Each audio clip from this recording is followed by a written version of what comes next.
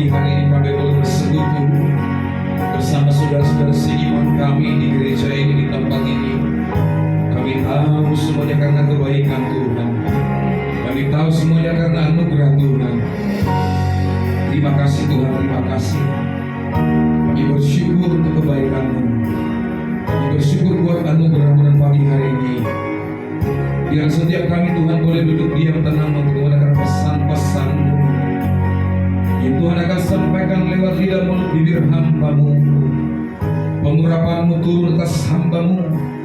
Tuhan berikan kata kalimat yang sederhana agar setiap kami yang mendengarkannya Tuhan boleh memahami setiap kebenaran firman Tuhan dalam hidup kami, dan hidup kami terus diubahkan, paradigma kami terus diubahkan, dan kami siap menjadi pengantin-pengantin wanita surgawi Tuhan. Terima kasih Bapa yang baik. Kami percaya bahwa Tuhan adalah gembala kami. Kami percaya karena Tuhan gembala kami, maka kami tidak akan berkekurangan.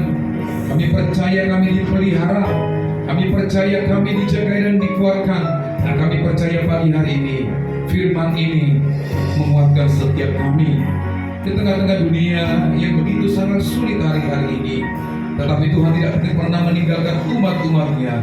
Engkau adalah Bapa, bahkan gembala yang baik bagi setiap kami domba-domba-Mu. Terima kasih Tuhan, terima kasih. Berkata-katalah, berbicaralah. Kami akan siap mendengar pesan-pesan-Mu di dalam nama Tuhan Yesus. Haleluya. Amin. Jangan duduk dulu Bapak Ibu seperti biasa.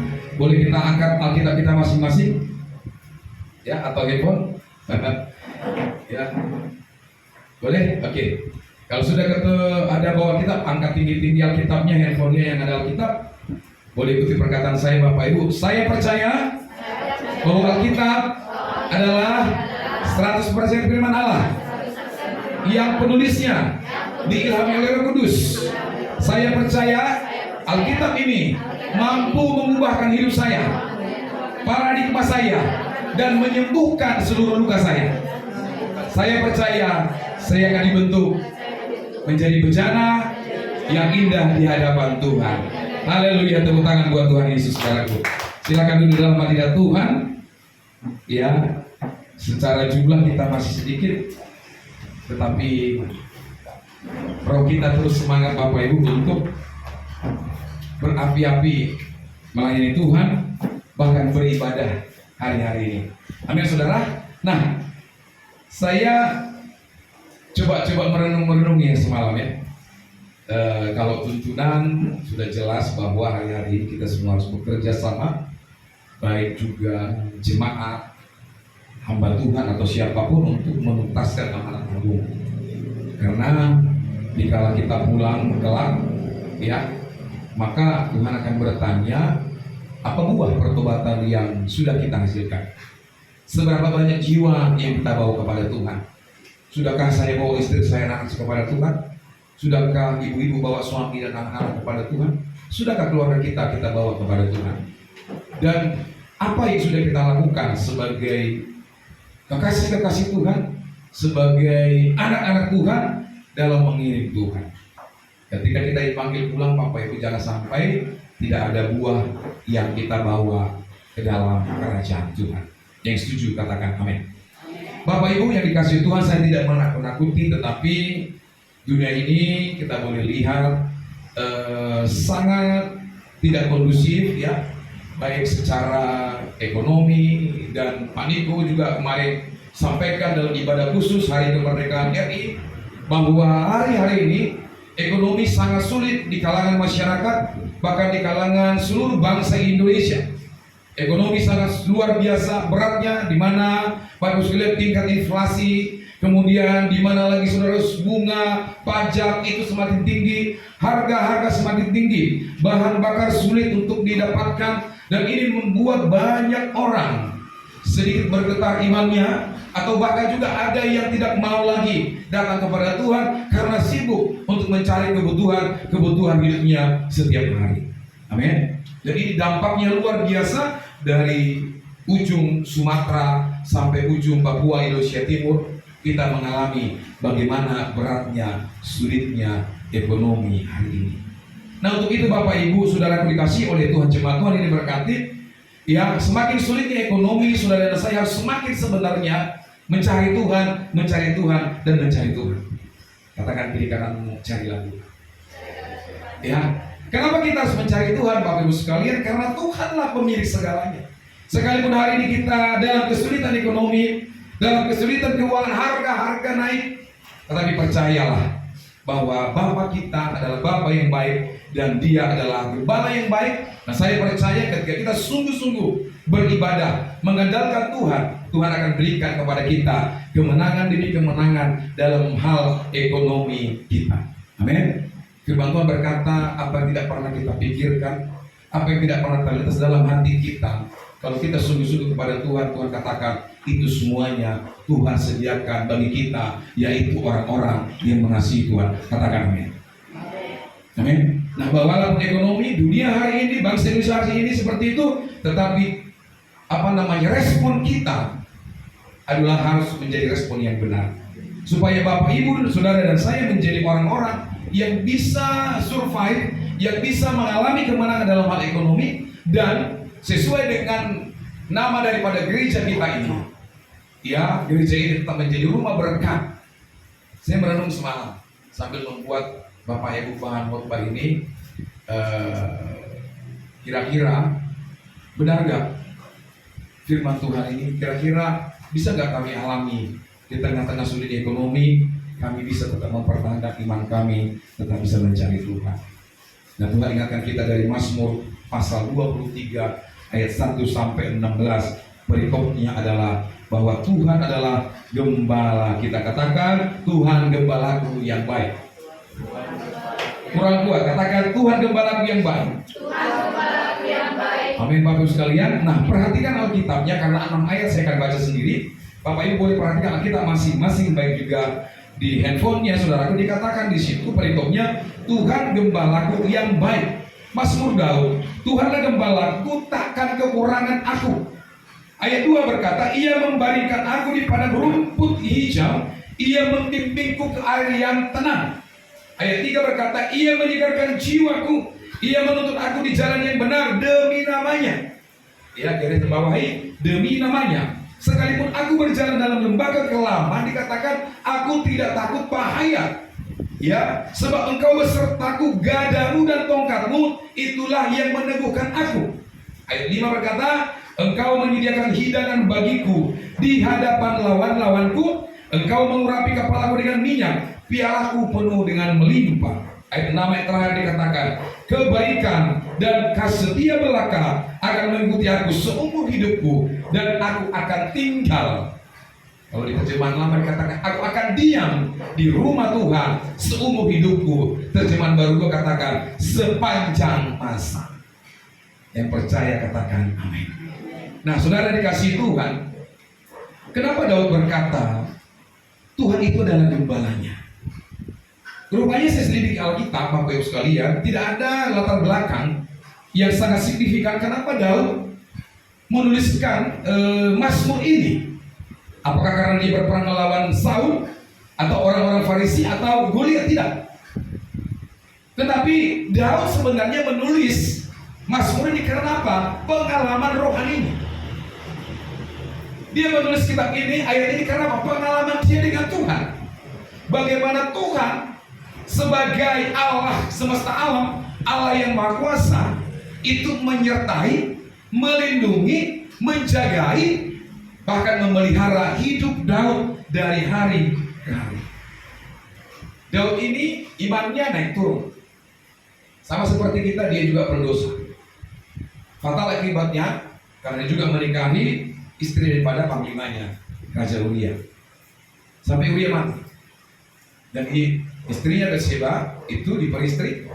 Dan hasil dari dosa, Bapak Ibu sekalian, sangat luar biasa. Anaknya laki-laki, anaknya perempuan, Absalom dan Tamar, itu incest.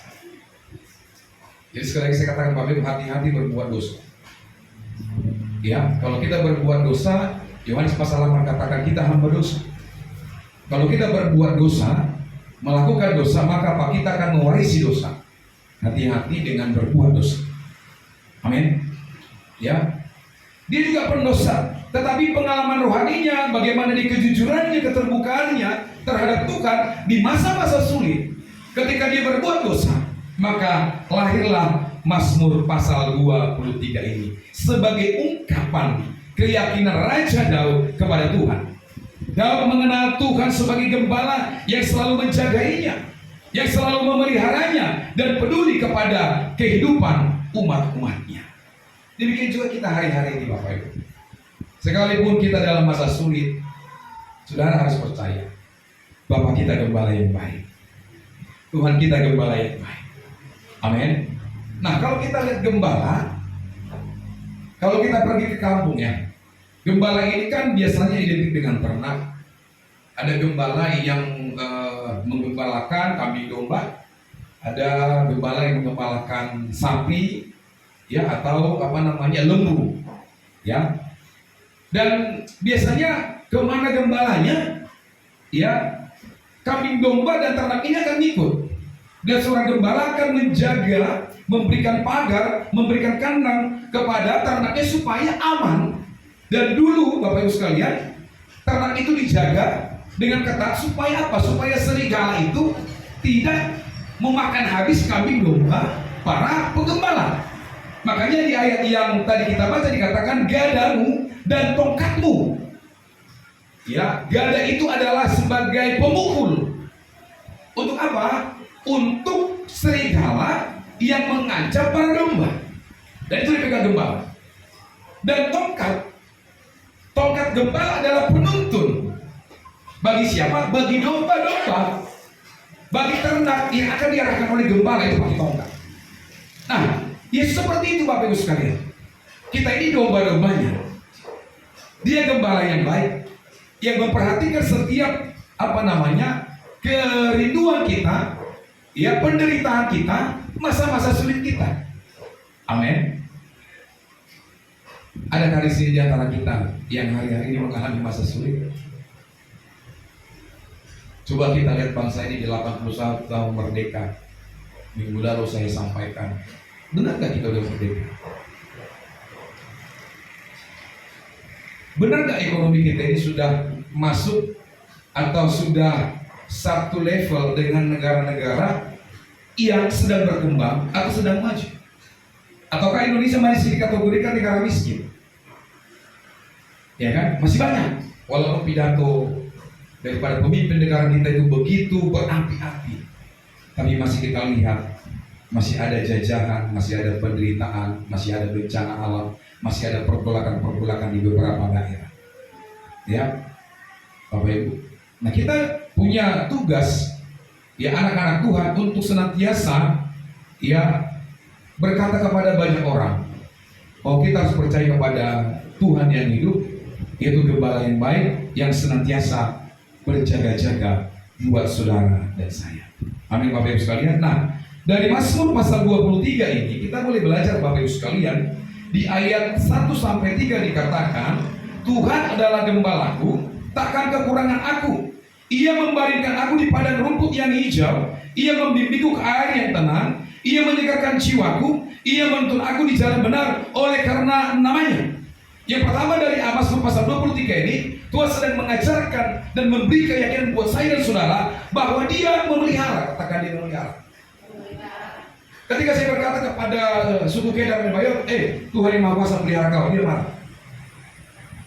Karena yang dipelihara biasanya dipelihara hewan dan binatang.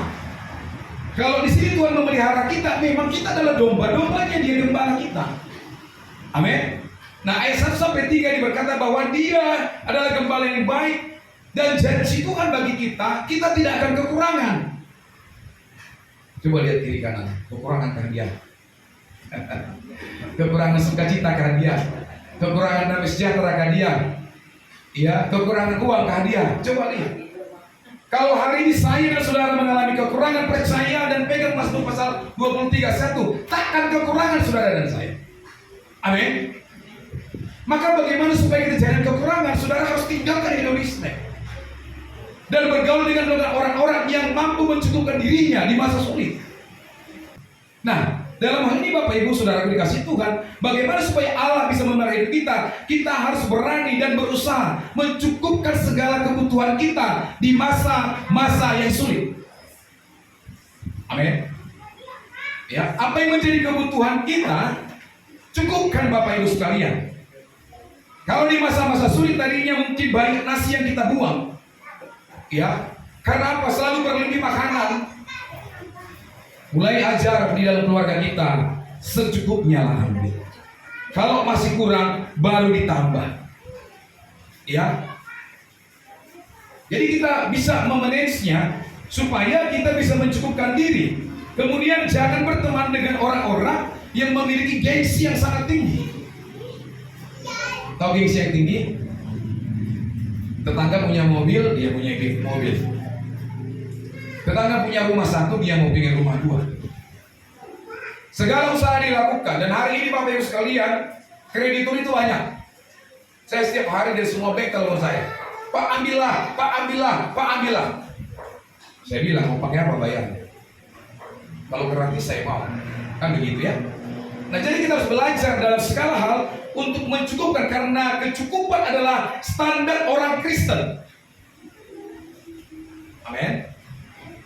Amin. Ya, kita harus mencukupkan diri dengan segala hal. Coba kita buka Ibrani 13 ayat 5b. Dalam Ibrani pasal 13 ayat 5b berkata, cukupkanlah dirimu dengan apa yang ada padamu. Ya, perhatikan kalimat daripada Ibrani. Cukupkanlah diriku dengan apa yang ada padamu. Cukupkan.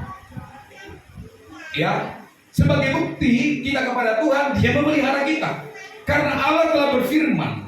Apa firman-Nya? Aku sekali-kali tidak membiarkan engkau, dan aku sekali-kali tidak meninggalkan engkau. Makanya dalam kitab Injil Lukas pasal 1 dikatakan, Dia Allah yang Immanuel. Dia menyertai. Nah, kalau saya dan saudara percaya Dia memelihara kita, Bapak Ibu seluruh jemaat Tuhan Deus Blessing, Dia cukupkan segala keperluanmu. Amin. Ya, apa yang perlu, apa yang dibutuhkan, itulah konsumsi, itulah beli. Jangan apa yang diinginkan. Kalau tidak mampu, Bapak Ibu sekalian, saya kadang-kadang belajar. Pemerintah, baik pemerintah pusat atau pemerintah daerah, mereka ini kan kerjasama menentukan setiap upah minimum regional atau UMR, atau UMK disebut dengan upah minimum kota, atau UMP atau upah minimum provinsi. Sebenarnya itu ada kalkulasinya, ada hitung-hitungannya. Artinya di level terendah sekalipun, katakanlah helper ya, admin, sebenarnya sudah dihitung dengan gaji UMK yang ada, sekalipun dia tidak ada overtime, itu sebenarnya sudah cukup. Kenapa yang gaji itu UMK itu tidak cukup? Sebenarnya kita sedang melakukan hedonisme. Sekarang saudaraku, kalau ada liburan nggak enak kalau nggak libur. Banyak orang memaksakan diri sehingga terlilit dengan pinjol. Iya kan? Kalau untuk makan, minum, transportnya, sewa rumah cukup. Tapi terkadang banyak orang, si A punya ini, si B punya ini, dia ini juga punya. Padahal dia tidak tahu si B ini pendapatannya, dia mungkin sama-sama jabatannya, tetapi bisa saja dia ada income dari tempat yang lain. Amin. Nah, jadi hal seperti ini Bapak kita harus sadari, supaya kita bisa juga menjadi berkat. Ya, menjadi berkat buat siapa? Kita bisa bantu orang tua kita. Kita bisa bantu saudara-saudara kita yang membutuhkan. Ya, sehingga mereka merasa terberkati dan mereka juga bisa menikmati anugerah dan kebaikan Tuhan lewat hidup kita. Karena apa? Sebenarnya kita sudah berkecukupan. Amin. Jadi kalau kita percaya Allah kita itu memelihara, maka saudaraku yang dikasih Tuhan, cukupkan diriku dan dirimu dengan apa yang ada. Amin saudara. Kenapa? Dia akan membawa kita kepada rumput yang hijau. Sudah dibawa kok. Kepada air yang tenang. Sudah dibawa. Hanya terkadang kita nggak mau sadar kan? Sehingga kita selalu berkelebihan. dalam hal pengeluaran. Sehingga kita merasa, oh Tuhan tidak pelihara saya. Hari ini gue merasa sulit. Pinjam sana, pinjam sini. Gali lubang, tutup lubang. Ada yang di sini seperti lagu itu, gali lubang, tutup lubang? Nggak ada ya? Ya. Nggak ada gali lubang, tutup lubang, Bapak Ibu sekalian. Nah yang kedua, dari Mazmur pasal 23, 1 dan sampai 6 ini, kita belajar di dalam ayat 4 dikatakan, sekalipun aku berjalan dalam lembah kekelaman, aku tidak takut bahaya. Sebab apa? Engkau besertaku, gadamu dan tongkatmu itulah yang menghiburku. Dikatakan di situ, sekalipun kita berjalan, mungkin ini lembah kekelaman sampai 2030. Ekonomi Indonesia dikatakan tidak baik-baik saja. Ya, harga-harga naik. Saya katakan tadi dolar juga di kisaran 18.000, mungkin tembus di 19.000. Ini akan memberatkan setiap anak-anak Tuhan. Dan anak-anak Tuhan, gereja, pelayanan juga berdampak. Sangat berdampak sekali. Ya.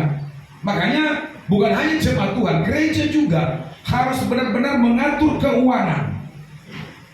Sedemikian rupa supaya jangan terjadi sesuatu hal di luar pemikiran gereja untuk melakukan pinjaman ke bank. Kalau gereja kita meminjam kepada bank hanya untuk kebutuhan sebenarnya yang tidak terlalu besar, itu bisa mempermalukan kita, ya kan? Jadi harus mengatur sedemikian rupa seluruh keuangan kita. Nah, kita harus sadar dalam lembah kekelaman Tuhan tetap menyertai. Sebab engkau besertaku, gadamu dan tongkatmu itulah yang menghibur aku. Menjadi orang percaya tidak berarti kita tidak pernah melewati lembah kehidupan, lembah proses, lembah masalah, ya, kanker, kantung kering maksudnya, tidak memiliki uang, pasti kita pernah mengalami hal seperti itu. Nah, proses ini Bapak Ibu sekalian, percaya bahwa Tuhan tetap menyertai. Minggu lalu saya katakan, saya terkagum-kagum melihat Tuhan. Kita lihat bangsa Israel dari tanah Mesir menuju tanah Kanaan selama 40 tahun di padang gurun, sekalipun mereka ngelawan Tuhan, tidak mau taat sama Tuhan, tapi lihat penyertaan Tuhan begitu luar biasa bagi bangsa ini.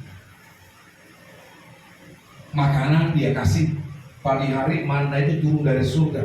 Tahu manna? Nanti belajar lagi Bapak Ibu. Kemudian apa? Tiang api malam hari datang menghangat ke tubuh mereka.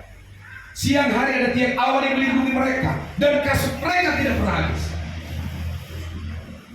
Mereka berontak juga, ya, sampai air pahit berubah jadi air manis. Sampai mereka buat lembu sesembahan. Karena ini bangsa yang tegar tengkuk.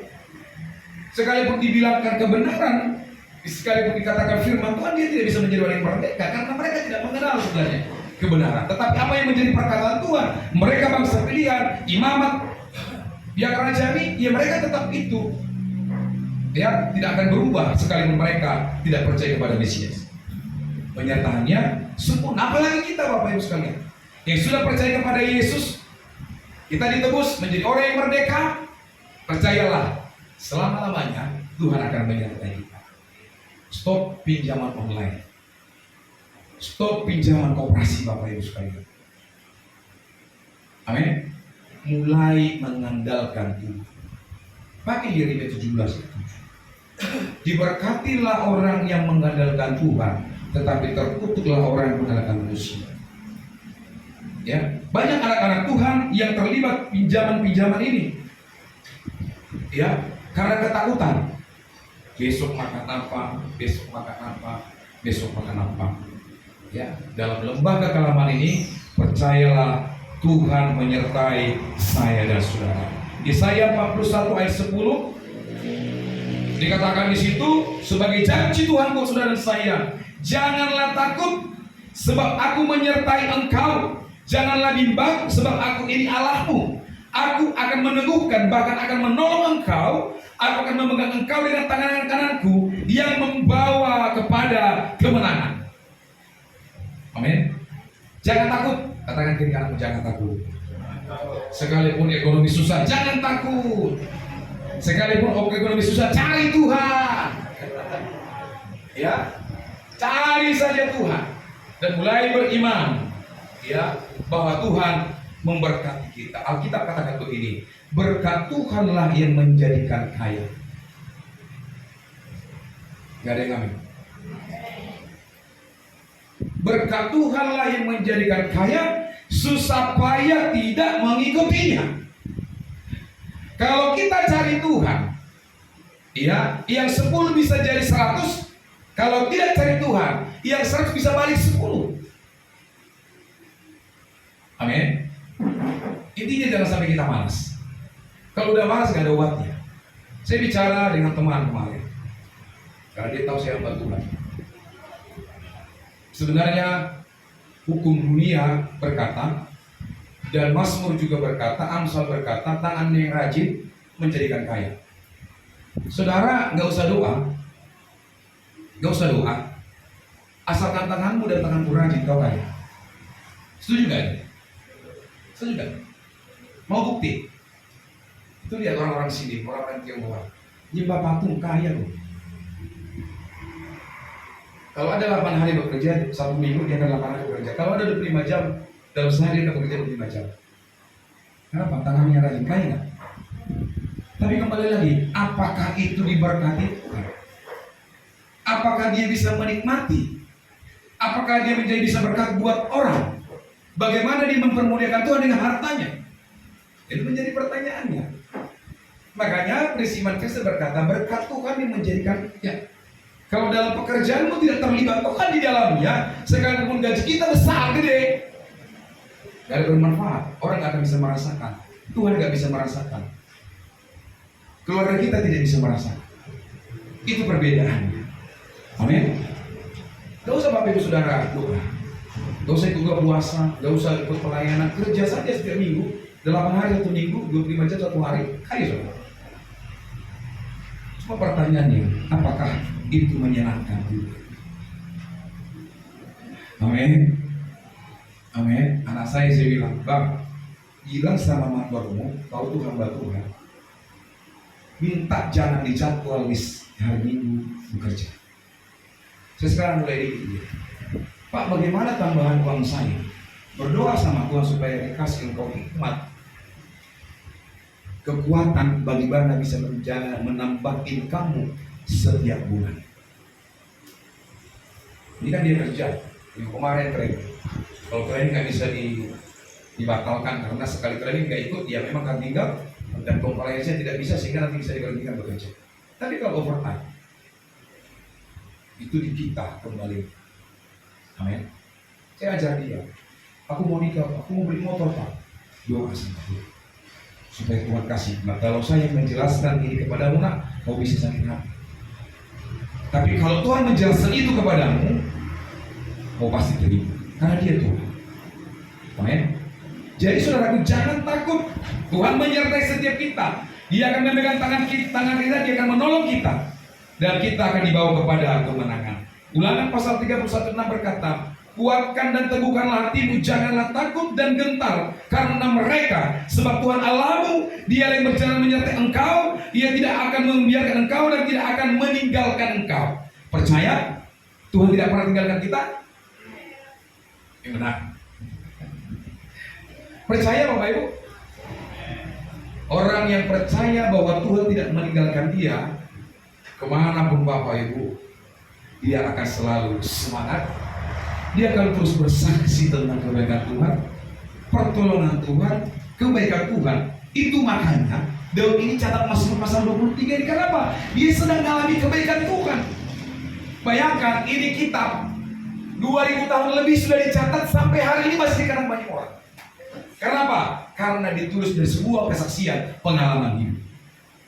Jadi saksikan pengalaman hidup orang yang percaya Tuhan menyertai dia di masa kelam, berkata, sekalipun ini masa sulit, aku disertai Tuhan. Sekalipun hari ini ekonomi susah, aku disertai Tuhan. Dan hidupku akan berkecukupan. Katakan berkecukupan. Amin. Saya berdoa sama Tuhan selalu, Tuhan, jangan sampai jemaat di House of Blessing ini namanya rumah berkat, tetapi ada yang gak makan. itu pasti mempermalukan saya, mempermalukan kita semua. Itu GBO, House of Blessing, gak makan tuh jemaatnya. Itu House of Blessing, gak sekolah tuh anak jemaatnya. Nah sampai seperti itu. Makanya kita harus diberkati. Kita harus atur strategi sebagai anak Tuhan untuk bisa survive, kemenang dalam masa sulit ini. Nah inilah sudah menjanji Tuhan, bahwa Tuhan sebagai gembala, dia selalu hadir. Yang kedua, dia selalu menyertai, kemudian memegang tangan kanan kita, dan dia tidak pernah meninggalkan kita sendirian. Katakan kiri kananmu, Tuhan tidak pernah tinggalkan kita sendirian. Ya, jadi katakan setiap pagi, peganglah tanganku Roh Kudus setiap hari, agar ku tidak tersesat menghadapi semua. Bawalah diriku kepada jalan kehidupan dan lain sebagainya. Amin. Jadi pagi hari pegang tanganku Tuhan. Dan juga setiap pagi doa, Tuhan tuntun aku hari ini. Tuntun kakiku, tuntun tanganku, tuntun mataku, tuntun lidahku, supaya aku tidak menyimpang ke kanan dan ke kiri. Pagi hari itu pasti berasa. Supaya saya tetap hidup dalam perkenanan Tuhan, kekudusan Tuhan, dalam anugerah Tuhan. Godaan itu banyak. Godaan uang, karena prinsipku berkat Tuhan yang menjadikan kaya. Tak mau sih korupsi. Saya tahu permainan di polisi itu. Semua bisa dimainkan. Aku percaya Tuhan menyertai. Dan sampai hari ini hidup dipelihara Tuhan. Walaupun pada 9 bulan menganggur, dan kita minta kepada keluarga, dan kita minta kepada hamba Tuhan, dan kita minta kepada gembala waktu itu, dan kita minta kepada jemaat. Dipelihara. Sekalipun dari sisi dunia mungkin saat itu susah, tetapi aku nikmati penderitaan itu. Kenapa? Karena sudah biasa susah.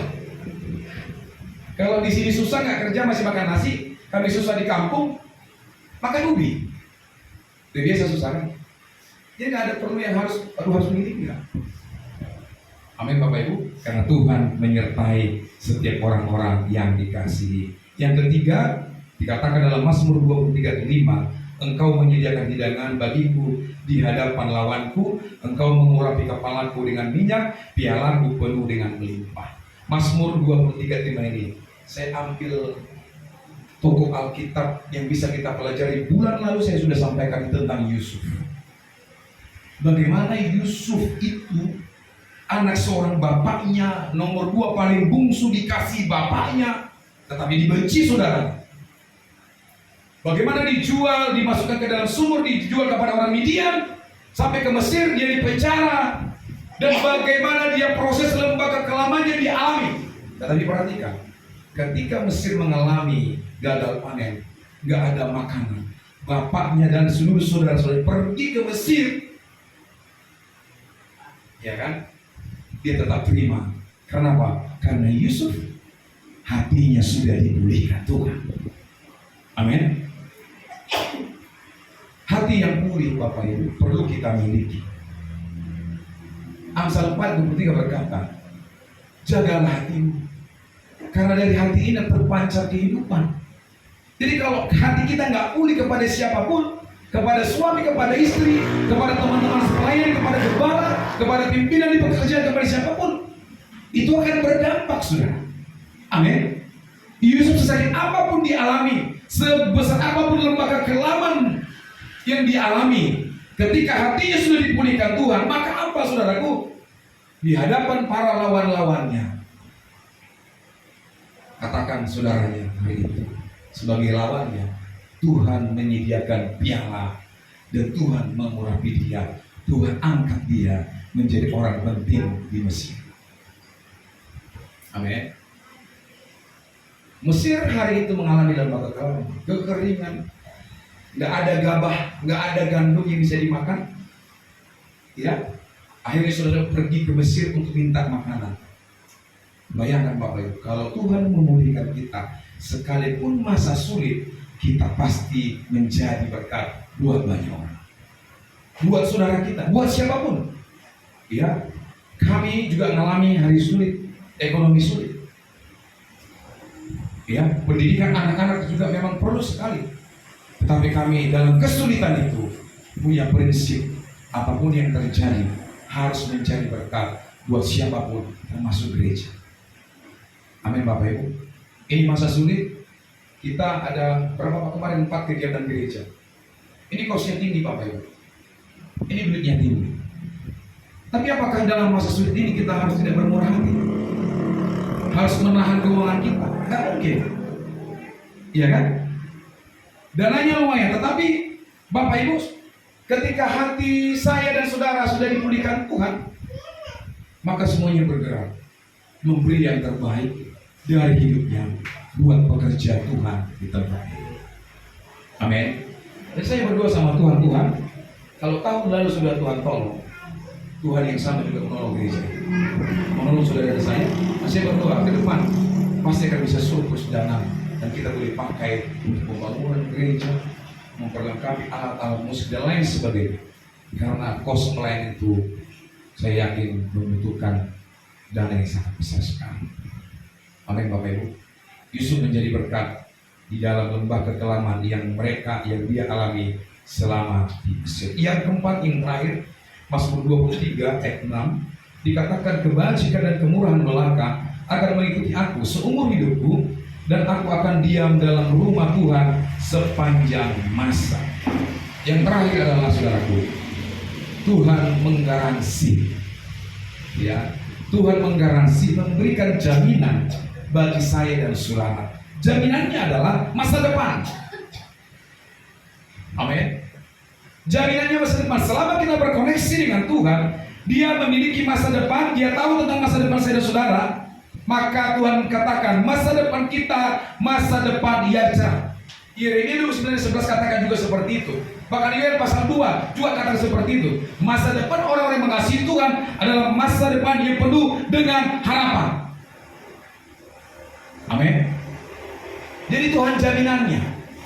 Nah makanya kenapa kita mau memberi, menolong orang, memberi buat pekerjaan Tuhan? Kenapa? Tuhan menjamin hidup kita. Saya memberikan, saudara memberikan sebuah persembahan, sebuah pemberian, bukan lagi karena kita membutuhkan sebuah transaksi. Persembahan bukan transaksional ya. Tapi kita memberikan sebuah persembahan di masa-masa sulit. Bukti, tanda bahwa saya dan saudara disertai, diberkati, dipulihkan, dan dijamin oleh Tuhan itu. Jangan sampai di sini Bapak Ibu. Jadi jangan ada lagi memberikan sebuah persembahan, pemberian kepada Tuhan karena ingin diberkati. Enggak, ini konsep perjanjian lama. Konsep perjanjian baru, hukum kasih karunia. Engkau dan saya memberikan sebuah persembahan dan pemberian buat Tuhan karena saya diberkati, saudara diberkati. Amin. Jelas? Karena Allah yang sudah memelihara, Tuhan sudah menyertai, Tuhan memulihkan, Tuhan menjamin masa depan kita. Percayalah, gak akan miskin kita. Ya, kemarin atau beberapa waktu yang lalu hambanya Ibu Canis pernah kami cerita, saya bilang, Bu, Ibu berdoa, doanya diubah ya. Berkatilah kami Tuhan yang memberikan persembahan di 30, 60, 100. Itu konsep perjanjian lama, itu Taurat. Amin. Iya Pak, siapa? Harusnya bagaimana Pak? Kita memberikan sebuah persembahan yang 3 ini. Apapun nama persembahannya, berilah karena Engkau diberkati. Dan kita tidak akan pernah bisa, tidak akan susah, pasti akan diberkati. Amin. Tapi jangan memberikan persembahan, akhirnya kita kerja malas. kerja malas, karena aku percaya gitu ya. Semakin kita giat memberi, semakin giat juga kita bekerja. Apa yang didapati oleh tanganmu dan tanganku, kerjakanlah itu sebaik mungkin sebagai orang yang mengasihi Tuhan.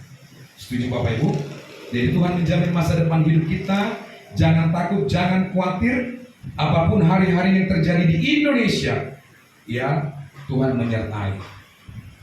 Dan pastikan Bapak Ibu dalam melayani Tuhan, jangan sampai ada transaksional dalam mengasihi Tuhan, melayani Tuhan. Amin Bapak Ibu, janji Tuhan tetap jadi amin. Kalau Dia sudah berjanji, Dia akan tepati. Yang suka bohong itu saya. Dia suka bohong ke manusia. Tuhan tidak pernah bohong. Apa yang dia sudah perkatakan, dia akan tepati di saat yang tepat, di waktu yang tepat, dengan orang-orang yang tepat. Karena Tuhan memberkati kita tidak sembarangan. Gak sembarangan. Dia bukan Tuhan yang asal-asalan. Dia Tuhan yang tertib, Tuhan yang begitu mengasihi umat-umat.